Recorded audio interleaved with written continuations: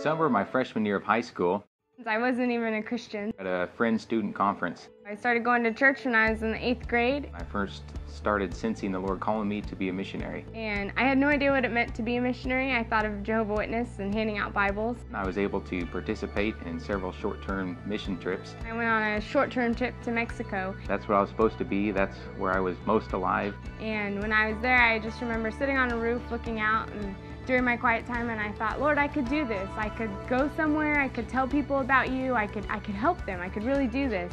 And through those experiences, the Lord confirmed in my heart that He was calling me to be a missionary. That's when the Lord started to develop this call in my life.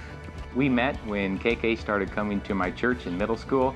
We've been married for a little over 5.5 years.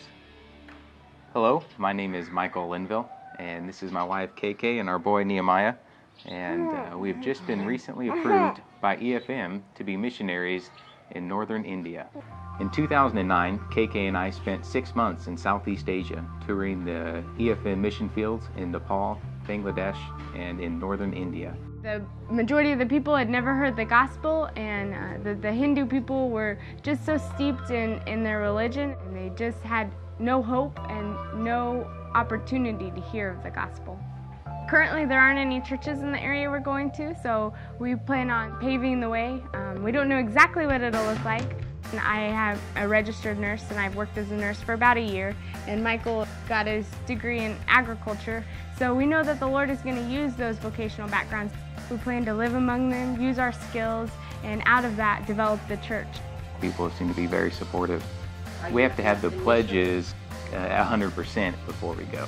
We don't have a date, we just have a 100%. The more that KK and I talk about going, the more excited we get to meet people and to have them partner with us in order to take the gospel to northern India.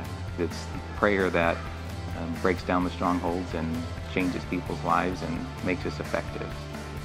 Something that I have dealt with during this call to be a missionary is surrendering fear over to the Lord and not being afraid of what God has for us, but knowing that He has called us to this, and to give my husband and my child over to the Lord and say, God, these people are not mine, they're yours. And I'm just so excited to go to India and show these people that they don't have to be afraid of their gods, that they can live a joyful life in Christ.